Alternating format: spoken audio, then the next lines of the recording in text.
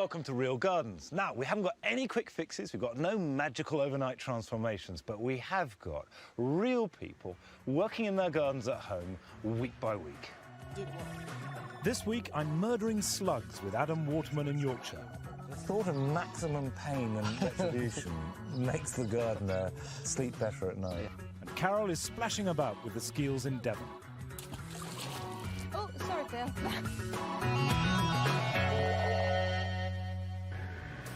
Dilys Wilson moved from the countryside to a Cotswold townhouse a year ago. When she first moved in, both house and garden were in ruins. She completely renovated the house in less than 6 months, and then she turned her endless energy to the garden. It was just a mass of brambles. Not exaggerating, they were actually over 6.5 feet high. I had to clear it, and unfortunately I had a great boyfriend at the time who helped me, and he was like Rambo, sort of annihilating all these brambles. Well, it was a nightmare zone. Dilys has now reached the point where she could do with some technical advice, and perhaps a bit of extra muscle as well. A landscape gardener like Anne-Marie Powell is just what she needs. So this is it. Cool. Well, I know you think that you're living in town, but to be quite honest, this feels very country to me. It really does. Do you think so? Now, to me, it feels really towny, because I'm so used to having, like, fields and really open spaces. No, it's very countrified with all this stone as well. It's just like, it's beautiful. Let's get in there. So you've already split it up into 4 different areas, haven't you? There's 4 areas. There's the courtyard, which I haven't really done much with. I've just sort of gravelled it just to keep it a bit cleaner. I've drawn a plan. So this is my potager. So I want like vegetables and kitchen stuff and fruit and all that kind of stuff. So you can just nip out and grab what you need. So this area here, this is a water garden then, this bit here, isn't it? Yep. This is going to be the pond.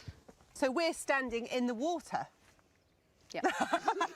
Yeah, absolutely. Yeah. OK, and what kind of planting do you see around here? Well, I want really big swathes of herbaceous and perennial plants. Really use the walls as a key to put, you know, honeysuckle and roses and clematis and all sorts of interesting things up there. I want this to be a real tranquil area. So if this is another plane that we've got here, and as far as I can see, what's all this lot here? This is actually going to be a lawn. This, yes, you can't see it now. No. This is it. Yeah, this is good. A lot of moving to be done first. Well, this is the last bit of stone that's left over from the house. So here you've got all these different compartments, and is this trellis? I mean, I've seen that you've got trellis there. Is that how you're going to split it up? Yeah, going to put trellis up with lots of climbers up it, and then also arches, so that you just get glimpses from one sort of garden room into the next. Right.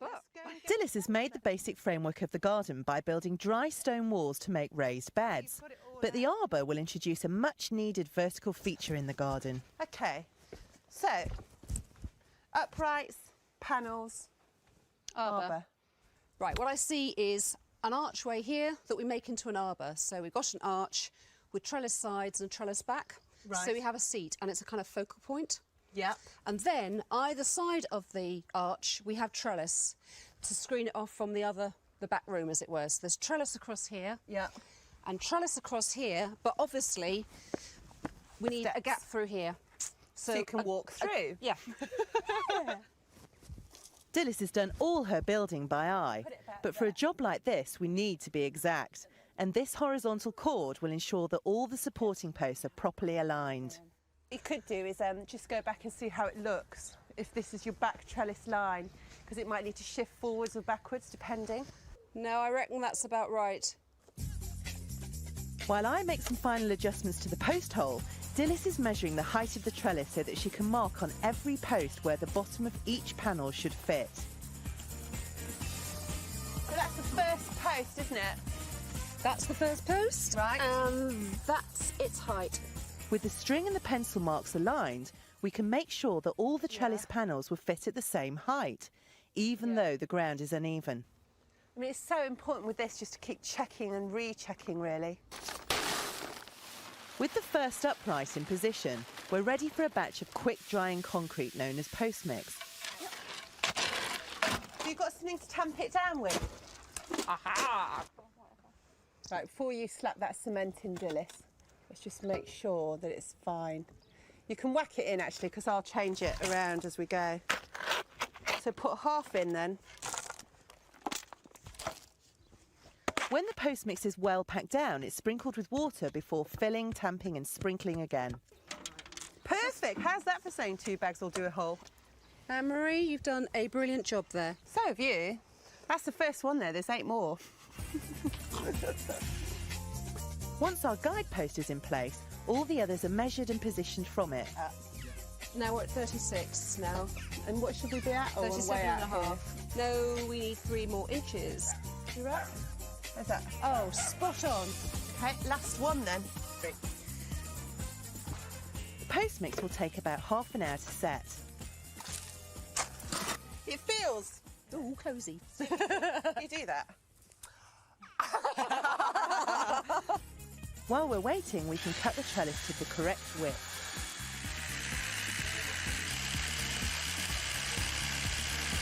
So just offer it up, yeah? Moment of truth. Look at that. Perfect. Perfect. Just as well. Now it's set.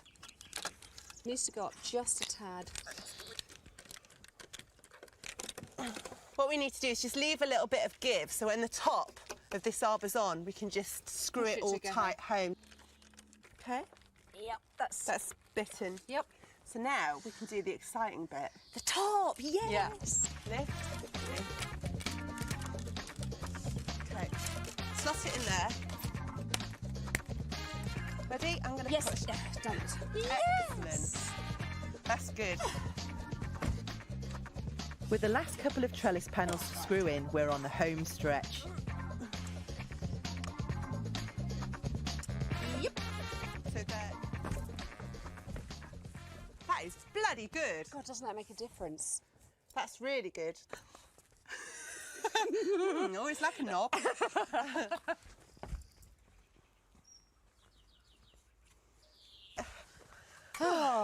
What do you make of it though? Well, I think once it's clothed with clematis and roses and stuff like that, it'll be absolutely perfect. You need someone to share it with really now, don't you? So I think you should be working on that before I see you next time. This should be a snogging seat, shouldn't it? Yeah. But I don't fancy you. Sorry.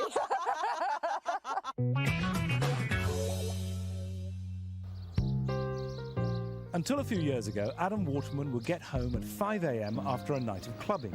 But nowadays, that's the time he gets up and heads off for his 3 allotments, just 100 yards from his Yorkshire home.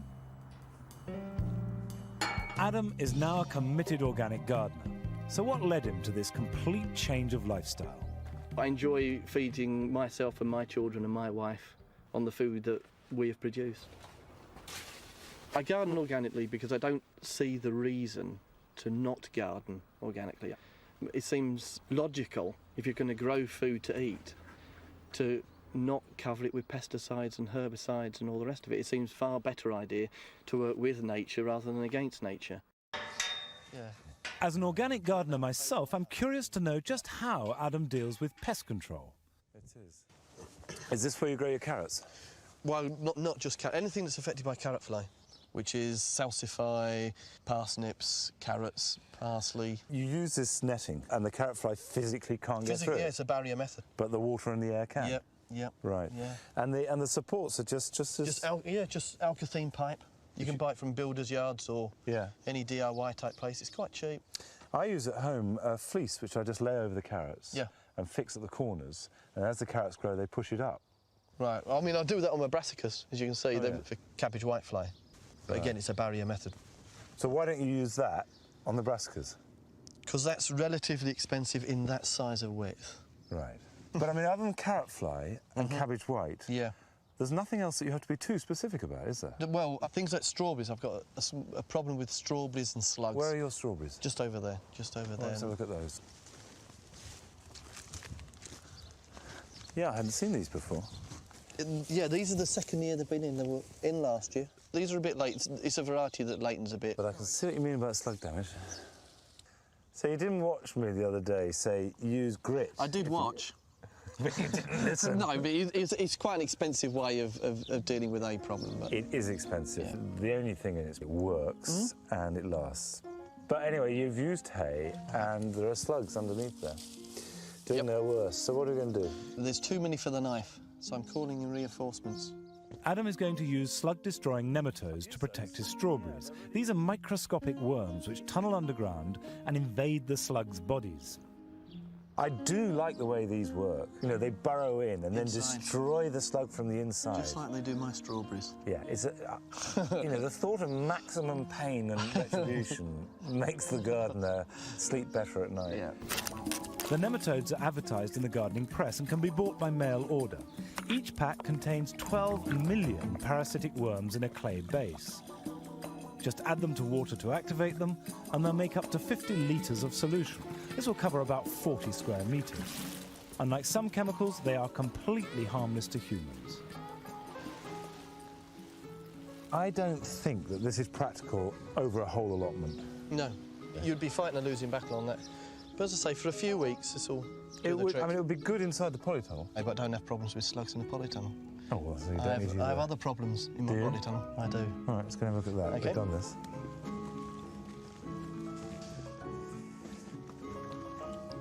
Well, it doesn't look like you've got many problems. Everything's grown like mad since I came. The biggest threat to Adam's vegetables come from greenfly, or aphids. There aren't any in the polytunnel at the moment, but they could fly in at any time. The organic approach to the problem is to encourage aphid predators, such as ladybirds and lacewings, to take up residence. So Adam has bought some predator hotels. I've got a ladybird house. Is this really necessary? The concept being that if you introduce ladybirds and there's no aphids in here at the time, then you put a little bit of ladybird food in there. You could argue if there's no aphids, you don't need any ladybirds. You could, but I don't want all the ladybirds to go in the meantime. So, and it's yellow. The yellow's significant. Yeah, the yellow and attracts. that's the food, and you don't know what's in there. Do they tell you what's in there?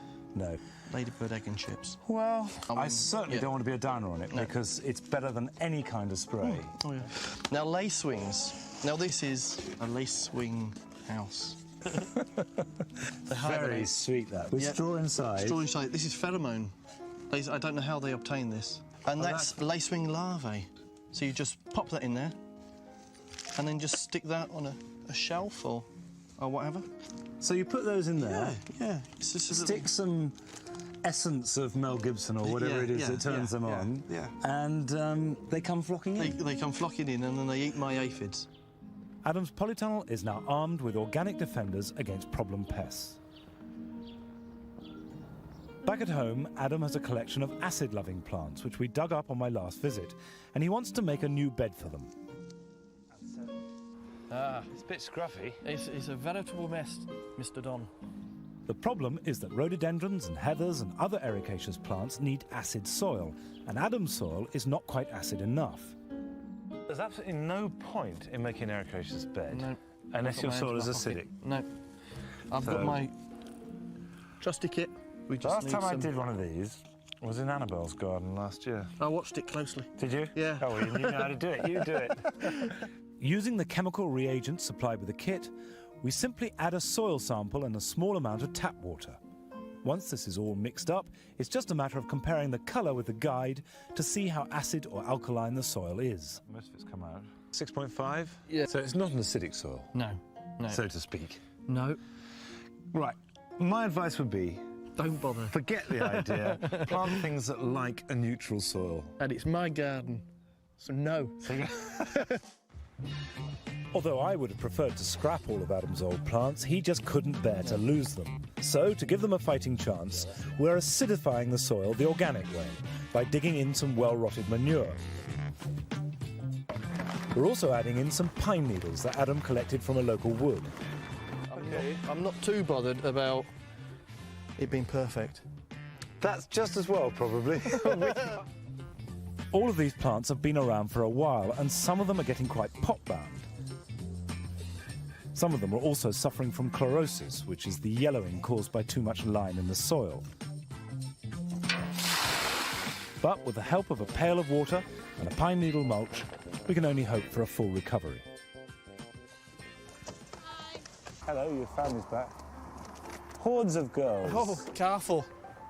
Yeah, it looks rather good, that. Not bad.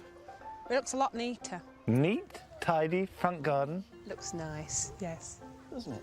You going to come inside and help me decorate now? I'll come inside, but I'm not going to help you decorate. I've got more needs inside the house than the allotment. Careful. Well done.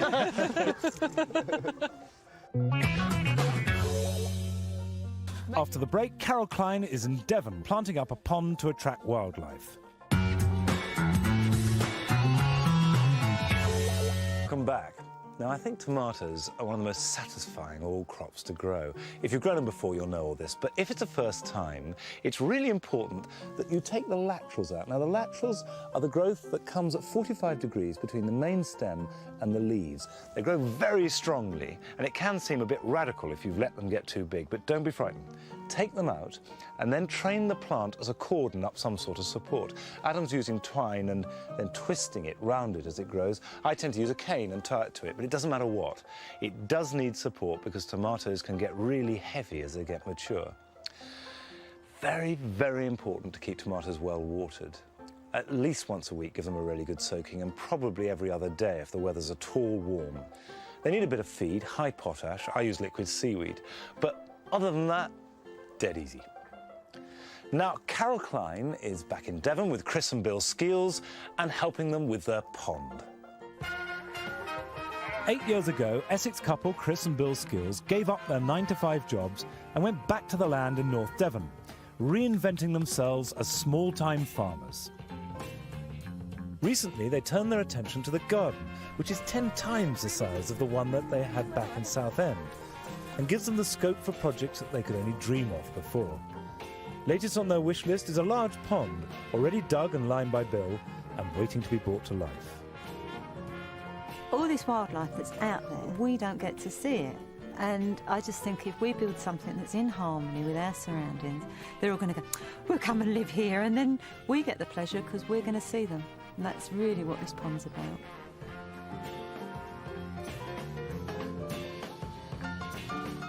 Looks like hard work.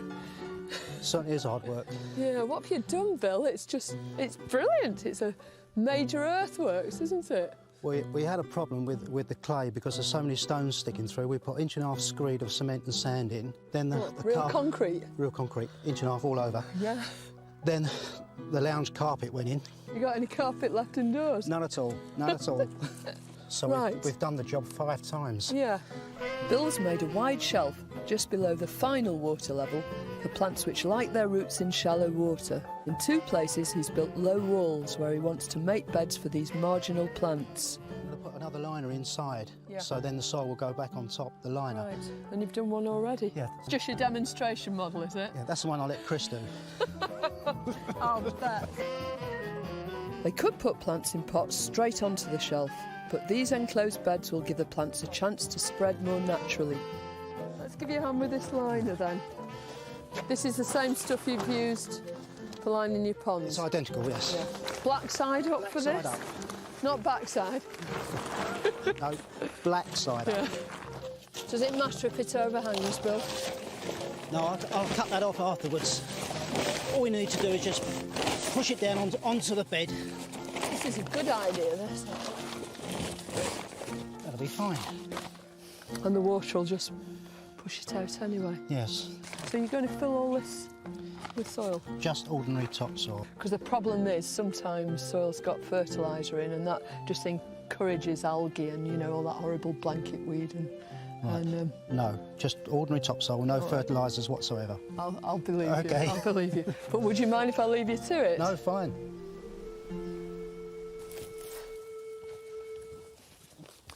Hiya, Chris. Hi. You been playing with Bill? Yes, we've both been on the shelf. Oh. What have you got in store for us then?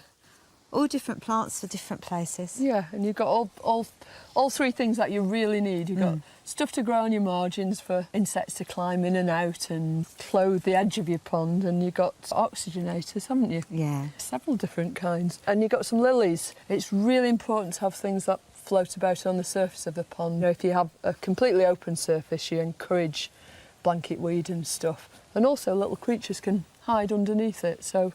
What shall we start off with? Because Bill's still doing these margins. What if we do the oxygenators, because then we'll be out of his way? Yeah, all right, and I love chucking stuff in, don't you?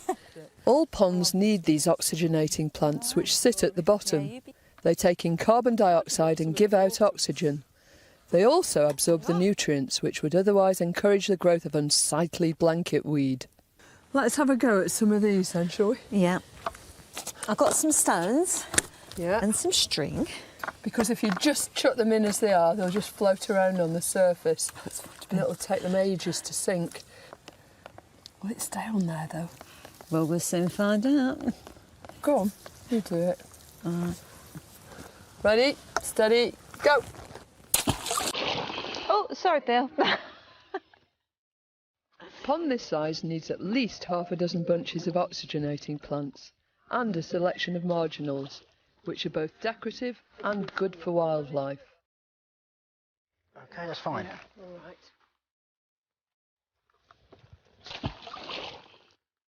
I think that's enough, don't you? I should think so. Yeah. It's only going to grow, isn't it? Yeah, it is. You're only going to have to pull it out. So, shall we all have a go at this then? Yeah.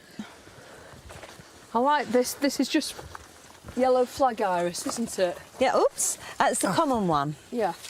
Because this is a native plant, it's going to attract more wildlife than, you know, your ornamentals. I mean, ornamental plants are smashing and they'll still attract butterflies and pollinating insects, but as many native plants as you can have. Yeah, and that's why you get more wildlife. Yeah, well, that's what you want, isn't it? Well, that's the idea of it. That houtinnia you're planting is a really lovely plant. It's not native, but it's perfect right in the water, on the edge, or even in a sort of damp border. And it's got a very invasive root system, but you smell it. Oh. The roots sort of smell of orange peel, don't they? Well, yeah, but what a shame. Because the flowers don't. No. But it's all right when you're planting it anyway, isn't it? I have to keep coming up giving it a poke so it smells nice. Yeah, you'll have to keep coming up and dividing it, won't you? Probably.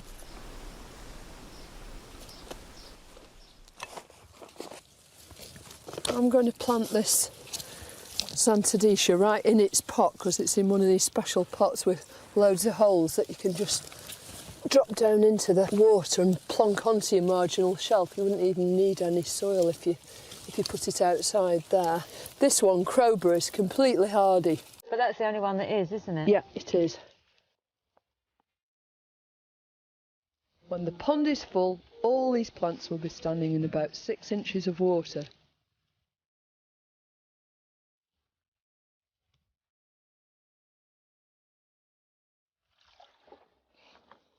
When the water level rises, the parrot's feather will float on the surface and the pond will be ready for the local wildlife. I think that's a really good start. Really smashing. Yeah, I think the only thing you need to do is make sure this soil doesn't float away by just plonking some gravel or... We've got that gravel from up there, haven't we? We can use that if we wash out. Yeah, that'd be perfect. And I can't wait to see the pond filled up next time. Really looking forward to it.